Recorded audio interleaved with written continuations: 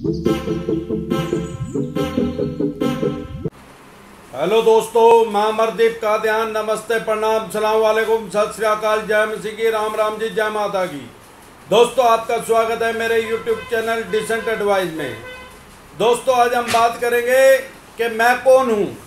ज़्यादातर लोग अपने बारे में ही ये क्वेश्चन करते हैं, मैं कौन हूँ, मेरे जीवन का मकसद क्या है।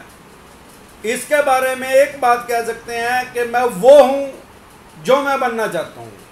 हम वो बनते हैं जो हम सारा दिन सोचते हैं, हम वो ही बन जाते हैं। हमारा दिमाग ऐसे ही काम करता है, हम नेगेटिव थॉट अपने कॉन्शियस माइंड में सेव कर लेते हैं और उसके बाद हम कोशिश करना बंद कर देते हैं। फॉर एग्जांपल, आपने कुछ आदमी देखे होंगे कि मैं मोटा हूँ, उसने सोच लिया, किसी ने उसको, हो सकता है 2 आदमियों ने उसका कहा, लेकिन उसने 20 बार खुद से ये बात सोची है कि मैं मोटा हूँ। अब वो क्या हुआ, उसके मन में आ गया कि मैं मोटा हूँ, मैं पतला नहीं हो सकता। जो कोई पतला है वो सोचेगा मैं पतला हूँ। कोई आदमी ऐसा देखा होगा आपने, लंबा है, उसको 4 आदमियों ने लंबा कहा, 100 बार उसने खुद से सोचा कि मैं लंबा हूँ। उसने ये नहीं सोचा कि मेरे से हजारों लाखों करोड़ों आदमी और ऐसे जो लंबे हैं। कोई आदमी गिट्ठा है, कद उसका छोटा है, वो सोचे यार मैं तो छोटा हूँ, मेरी तो हाइट ही कम है। अरे भैया, आपसे भी ज़्यादा कम हाइट के हैं दुनिया में, सबसे कम आपकी नहीं है। तो क्या हुआ, लाइफ का मकसद फिट कर दिया। बहुत से आदमी ऐसे देखे यार सेल्फ कॉन्फिडेंस नहीं है। भाई सवाल यह है, सेल्फ कॉन्फिडेंस कब नहीं था? 20 साल पहले? 20 साल पहले हो सकता है आप में सेल्फ कॉन्फिडेंस ना हो, पर आपने अपना माइंड सेट कर लिया कि मेरे अंदर सेल्फ कॉन्फिडेंस नहीं है, तो वो आ भी नहीं सकता कभी भी। कहीं आप इंटरव्यू देने जाओगे, कहीं पेपर देने के लिए जाओगे, तो आप 100% फेल ही होगे, क्योंकि सेल्फ कॉन्फिडेंस है ही नहीं।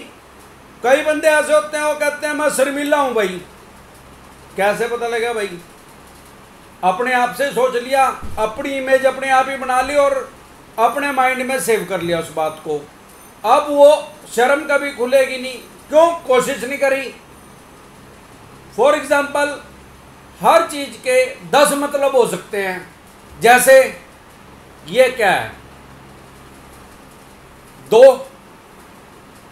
2, या फिर इनको कह सकते हैं उंगली, या कह सकते हैं विक्ट्री, या कह सकते हैं जैसे कोई विनर होता है ऐसे करते हैं, या फिर इसको क्या कह सकते हैं वी, इंग्लिश का वी।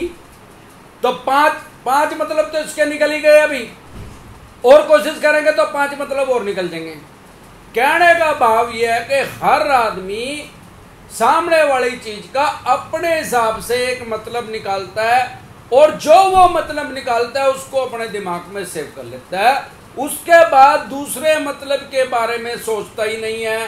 अब ये 2 क्या है? 2 कुछ भी नहीं है यार, उंगली है 2।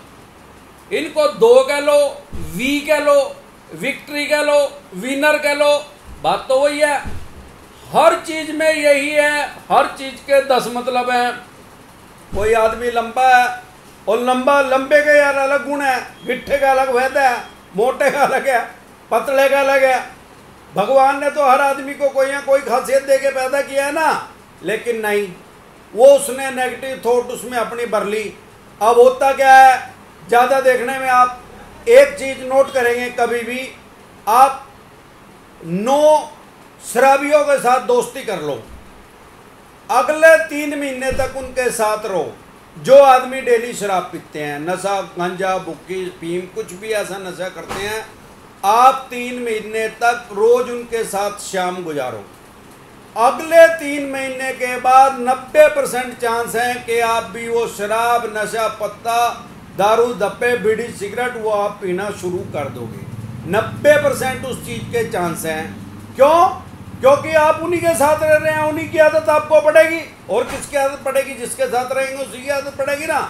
अब आप 5 चोरों के साथ रहना शुरू कर दो, अगले 6 महीने में आपको भी चोरी करने की आदत पड़ जाएगी। आप 9 लीडरों के साथ रहना शुरू कर दो, भाई साहब 1 साल के बाद आप भी लीडर बन जाओगे, 10वें लीडर आप होगे। अब डिपेंड करेगा वो किस लेवल के लीडर हैं। भाई जिनके साथ आप रह रहे हो वो एमसी हैं या सरपंच है, अब सरपंच या एमसी होंगे तो आप भी उसी लेवल के ही लीडर बनेंगे। अब आप किसी एमएलओ के साथ रहने हैं, 8-9 एमएलओ के साथ दोस्ती कर ली, उनके साथ रहने हैं, तो 1 साल के बाद आप में भी वो एमएलए के गुण आप में भी आ जाएंगे। अब एमपी के साथ रह रहे हैं, 8-10 एमपी आपके दोस्त हैं, तो क्या है वो बड़े सर्कल को, उन बड़े एरिया को संभाल रहे हैं, उनकी मेंटलिटी अलग है। अब चीफ मिनिस्टर 10 बना लिया अपने दोस्त, तो वो आपकी मेंटलिटी वही आ जाएगी। प्राइम मिनिस्टर बना लिए तो वही वाली मेंटलिटी आ जाएगी। डिपेंड करता है कि हमारा सर्कल कैसा है, हम कैसे आदमियों के साथ अपना टाइम स्पेंड करते हैं। आप 9 अमीर आदमियों के साथ दोस्ती कर लो, डेली रहो उनके साथ, 1 साल तक रहो, 10वें अमीर आप बनोगे। उनसे ज़्यादा नहीं बनोगे, उनसे 10% कम बन जाओगे, लेकिन बनोगे जरूर, चाहे आपके पास पैसे हैं चाहे नहीं है। आपको वो आदत पड़ जाएगी उनकी कि भाई ये आदमी कैसे काम करते हैं, उसी तरीके से आप भी काम करोगे। अब मैं आपको एक कहानी से, उदाहरण से समझाता हूँ कि जर्मन की एक कंपनी थी, वो शूज बनाती थी, उसके कई देशों में प्लांट लगे हुए थे, फैक्ट्रियाँ कारखाने उसके लगे हुए थे, उसके बहुत ज़्यादा जूते उसके चले हुए थे। 2nd वर्ल्ड वार का टाइम था, जर्मन में भी हिटलर की तानाशाही चल रही थी और 2nd वर्ल्ड वार चला हुआ था। तो क्या था, उसके बहुत से, जब वो 2nd वर्ल्ड वार ख़त्म हो गया, उसके बाद उस कंपनी ने अपना काम धंधा बढ़ाने की सोची।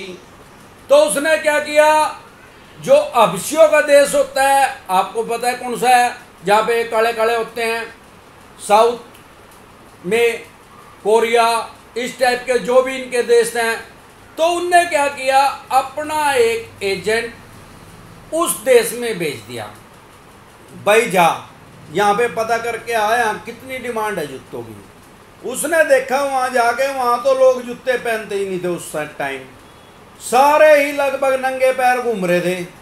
तो उसने क्या किया, फ़ोन का तो आविष्कार हो चुका था, तो शायद ना भी वो, उसने वहाँ से एक चिट्ठी लिखी, तार चलते थे उस टाइम, तार के द्वारा अपनी कंपनी के जो सीईओ थे उस टाइम के, उनको उसने लिखा कि भाई यहाँ पे कोई फैक्ट्री लगाने का फायदा नहीं है। वो उस टाइम भी 5 करोड़ रुपए की फैक्ट्री वहाँ पे लगाना चाहते थे। कहने लगा यहाँ तो कोई जूते पहनता ही नहीं, यहाँ पे तो 100% लॉस है जूते की फैक्ट्री लगाने का, कोई इसको खरीदेगा नहीं। उसने फिर उसको मैसेज किया, भाई आजा भाई, फिर उल्टा, जब कोई यहाँ पैर दे नहीं जूते, फिर क्या करेंगे, फैक्ट्री लगागा, भाई कोई फायदा नहीं। फिर उस सीईओ ने क्या किया, एक और दूसरा अपना एजेंट भेजा, उससे भी छाना, जा भाई दोबारा सर्वे करके आ, काम तो बढ़ाना ही है। तो वो दोबारा फिर उसी देश में गया, हबशियों के देश में, उसने भी वही चीज़ देखी, यार यहाँ तो कोई जूते नहीं पहनता। उसने फिर अपने बॉस जो उसका था, उसको फिर वो चिट्ठी, तार उसके पास भेजा कि भाई यहाँ तो 500 करोड़ रुपए की फैक्ट्री लगा लो। उसने उससे कहा, क्यों भाई, नुका यार यहाँ तो सब कोई जरूरत है, यहाँ तो किसी के पास जूते ही नहीं है, ये तो सब कोई जरूरत है, ए से लेके जेड तक, यहाँ तो बिकेंगे ही बिकेंगे। एक बार इनको जूता पराओ और एक आदमी को पराओ, और 100 आदमियों को उसका फायदा बताएगा। जब वो 100 आदमियों का फायदा बताएगा तो वो 100 आदमी खरीदेंगे, 100 आदमी 10,000 आदमियों को बताएंगे, ऐसे करके हमारी फैक्ट्री कारखाना तो चलेगा ही चलेगा। जहां हम लगा रहे हैं वहां तो ऑलरेडी जूते लोग पहन रहे हैं, और बहुत सी फैक्ट्री कारखाने पहले भी लगे हुए हैं, कंपटीशन है, यहाँ पे तो कोई कंपटीशन होगा ही नहीं। तो अब हुआ क्या, उन दोनों एजेंटों को एक ही जगह बेचा गया, एक ही सिचुएशन उन्होंने देखी, लेकिन उनका नजरिया अलग अलग था। एक नेगेटिव आदमी था, उसने नेगेटिव चीज सोची, यार कोई पैर ही नहीं रहा, इनको तो जरूरत ही नहीं है। दूसरे आदमी ने क्या सोचा, इन्हें यही तो जरूरत है, इनके पास है ही नहीं, इनको तो जरूरत है ही यही। उसने वो पॉजिटिव एनर्जी अपने बॉस को दी, और उसके बाद उन्होंने वहां फैक्ट्री लगाई, और वो पूरी चल गई, वो चलनी ही थी। अब उससे भी अगर हम छोटा एग्जाम्पल लें, लाइव एग्जाम्पल मैं इसको कहूँगा, हरियाणा में एक होटल है, आजकल उसका नाम रख दिया अमरीक सुखदेव, पहले सुखदेव ढाबा के नाम से बड़ा मशहूर था, और वो सोनीपत के मुरथल गांव के अंदर है। लोग सोचते हैं कि ये सड़क के ऊपर ही मुरथल गांव है, लेकिन मुरथल गांव सड़क के ऊपर नहीं है, वहां से 2-3 किलोमीटर अंदर जाके है। ये जरूर है मुरथल किसको क्यों कहते हैं, क्योंकि मुरथल गांव की ही जमीन है जहां पे सुखदेव ढाबा है। इन आदमियों ने क्या किया, 1956 के दशक में, जब जीटी रोड तो तब भी था, लेकिन तब जीटी रोड सिर्फ और सिर्फ सिंगल था, एक ही सड़क थी, उसी पे आवागमन होता था, उसी पे आने वाले आते थे, उसी पे जाने वाले जाते थे। लाहौर तक तब भी बनी हुई थी नेशनल हाईवे नंबर 1। उस टाइम क्या था, 1956 में इन आदमियों ने एक होटल बनाया वहां, छोटा ढाबा, जिसका नाम सुखदेव ढाबा रखा गया। वो 3 टप्पर का बना दिया और वहां पे अपना काम स्टार्ट किया।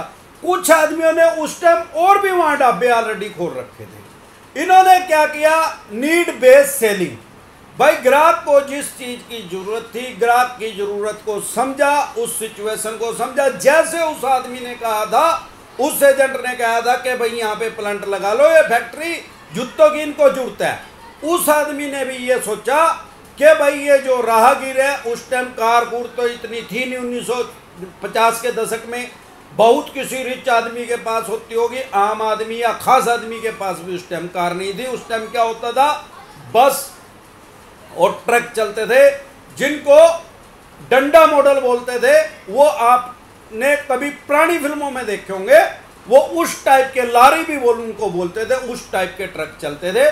लेकिन ट्रांसपोर्टेशन का काम तो था, आवागमन होता था इस सड़क पे और सड़कों से ज्यादा, क्योंकि तब भी ये नेशनल हाईवे नंबर 1 था।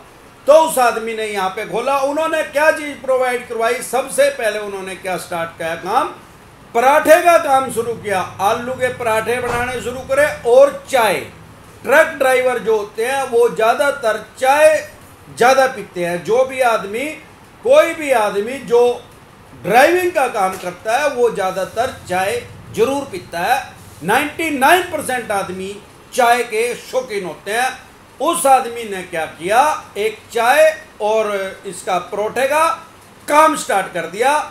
और उन्होंने एक, देखो कि वो पंजाब के थे, और पंजाब में क्या डिश ज्यादा क्या चलती है, उस टाइम तो हरियाणा और पंजाब एक ही था, क्योंकि 1966 में तो हरियाणा का जन्म हुआ पंजाब से अलग होके, और 1956 में तो था ही पंजाब ये।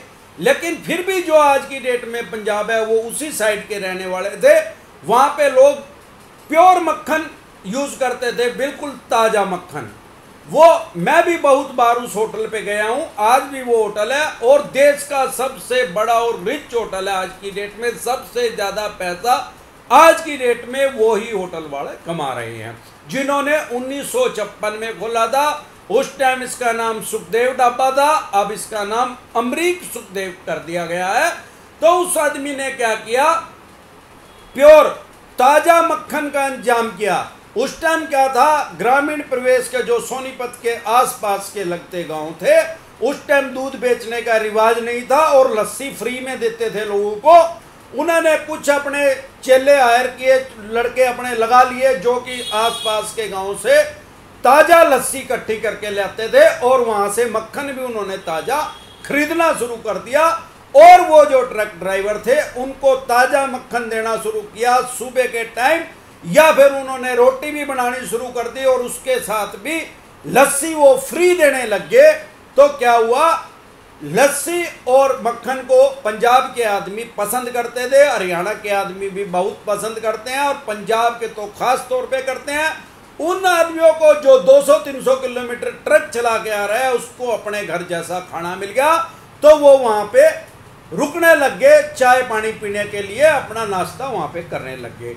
उन्होंने एक सहूलियत और दी, वहां पे उनका नहाने का इंतजाम कर लिया, क्योंकि जो ट्रक ड्राइवर होते हैं वो कई 100 किलोमीटर, हजारों किलोमीटर चलते हैं, और उनके पास खाने पीने का तो अरेंजमेंट फिर भी हो जाता है, लेकिन नहाने धोने का नहीं हो पाता। वो नहाने का इंतजाम कर दिया और उनका रेस्ट करने का भी इंतजाम कर दिया। उस टाइम खाट बोलते थे, मंजी, वो उन्होंने वहां पे बिछा दी उनके लिए, भाई यहाँ पे आप रेस्ट कर सकते हो, खा पी के जब तक आपका दिल करे उसके बाद आप चले जाओ। आराम आराम से उनका काम चल गया, और 2000 के बाद उन्होंने वहां से उठा के होटल को दूसरी जगह शिफ्ट कर दिया, बहुत बड़ी जगह खरीद ली। और आज की डेट में आप देखेंगे तो मेरे को नहीं लगता हरियाणा में कोई भी आदमी ऐसा हुआ जिसने अमरीक सुखदेव ढाबा का नाम नहीं सुना होगा, सबने सुना है और बहुत से आदमियों ने वहां पे खाना भी खाया होगा। आज की डेट में क्या है, हमारे देश में बहुत से होटल हैं, ऐसी बात नहीं है कि अमरीक सुखदेव ढाबा ही है, टाटा का भी होटल है अगर सारे देश की बात करें तो हम, और ओबराय ग्रुप के भी बहुत बड़े बड़े होटल हैं, 5 स्टार होटल भी हैं, 7 स्टार होटल भी हैं, पर सारे देश में सबसे ज्यादा कमाई अमरीक सुखदेव ढाबा की हो रही है। वो लगभग एक साल में लगभग 60 करोड़ रुपए के करीब उनकी इनकम है, खर्चा निकाल के, और वो आदमी 300 आदमियों को रोजगार दे रहे हैं। 300 आदमी उनके एम्प्लॉइज हैं, जिसमें सर्वेंट भी हैं, हलवाई भी है, हर तरह के कर्मचारी हैं, 300 आदमी उनके पास, और एक दिन में लगभग 15 से 20 हजार आदमी उनके पास खाना खाते हैं, डिनर, लंच और ब्रेकफास्ट, ये सारी वहां पे फैसिलिटीज हैं। 24 घंटे वो होटल खुलता है। आज की डेट में तो बहुत बढ़िया बनाया हुआ उन्होंने, लेकिन 160 तरह की वहां पे खाने के सामान की मिलते हैं आज की डेट में वहां पे।